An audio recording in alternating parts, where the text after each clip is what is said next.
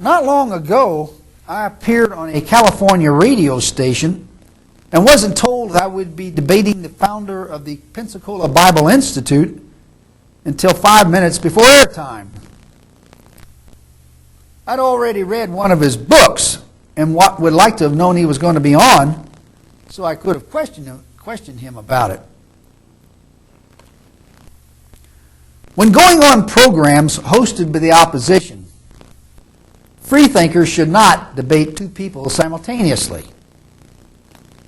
Debating a Christian professor while also confronting the moderator, as is common practice, is to be involved in a two-on-one exchange in which you're allocated 1/3 of the time. Winning is very difficult when your opponents have 2/3 and you have 1/3 of anything. You should be willing to engage or debate anybody they choose, but not be asked to debate half the audience or half the auditorium simultaneously. Anybody who has debated several people at once knows the problems associated with discussing several topics simultaneously.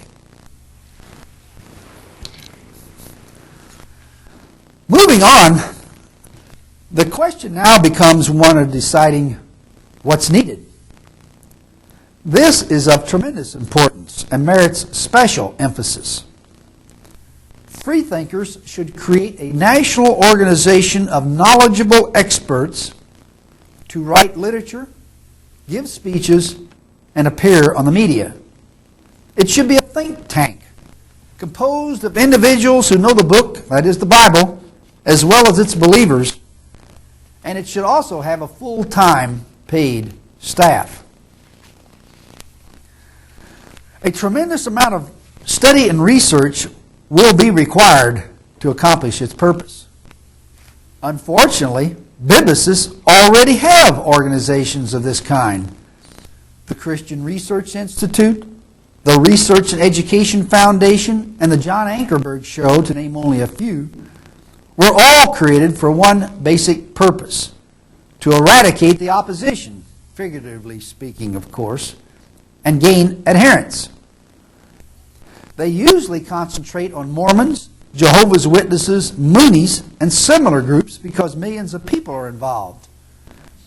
But if free thought organizations were to grow to sizable proportions, biblicists would no doubt shift their focus and produce more information in opposition to secularism.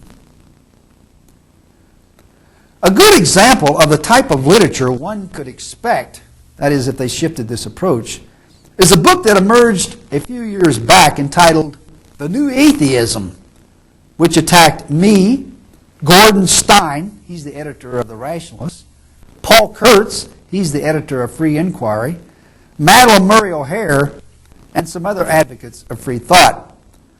Stein and I wrote responses in our respective publications. Biblicists pay people to attack the opposition, and we need point men also.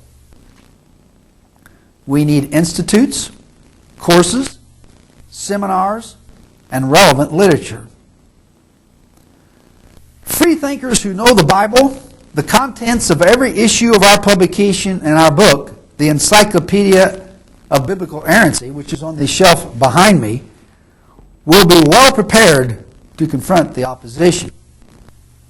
BE, Biblical Errancy, that's our publication, is the most comprehensive refutation of the Bible in the English-speaking world, and possibly the entire world, and could be the definitive source for critics of the Bible.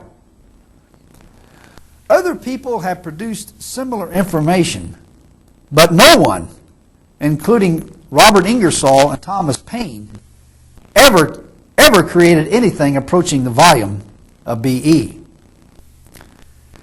An anti-religious program or enterprise of this nature will require a lot of time, energy, and stick-to-itiveness. One can expect a long, protracted struggle with no allowance for short attention spans or sunshine patriots. It's going to be more like Valley Forge in the winter than Acapulco in the winter. But a very satisfying sense of accomplishment will surely emerge.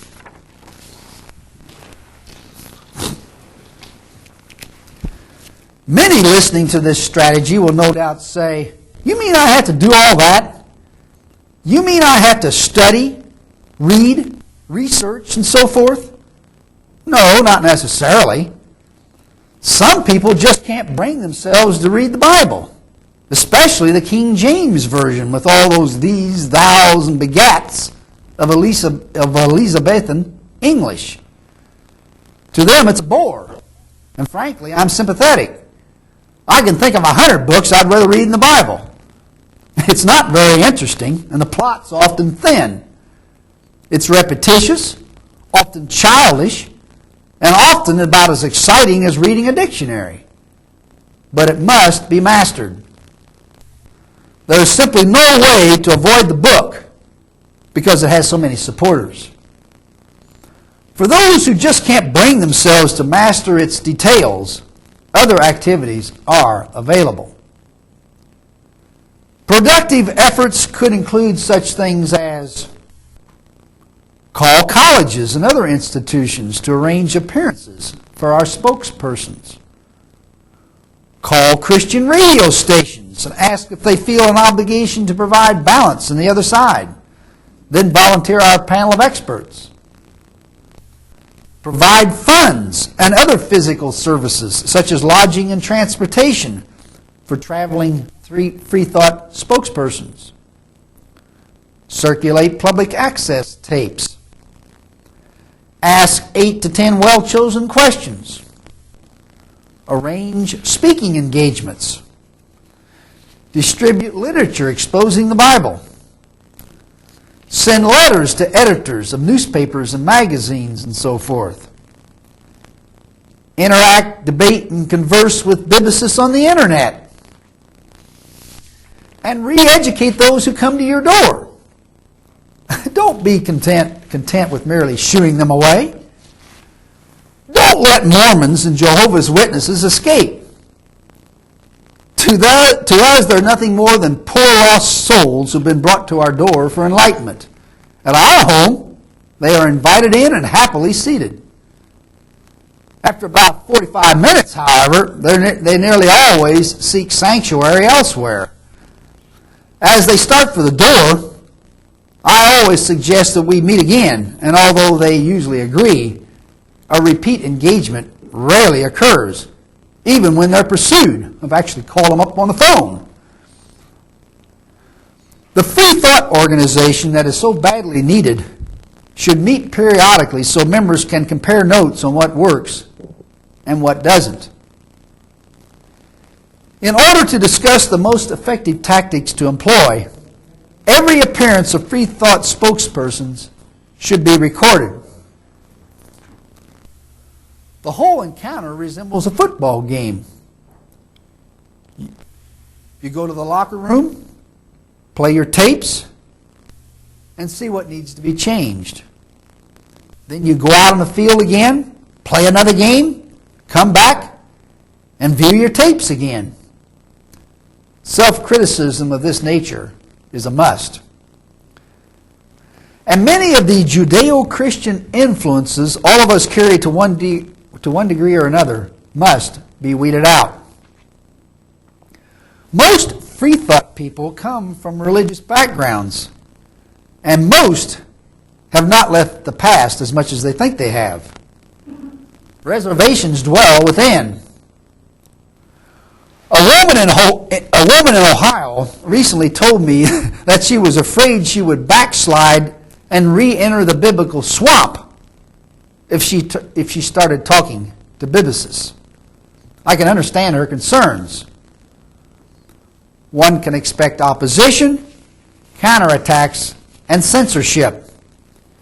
Censorship is especially insidious and secretive. I've had people admit as much.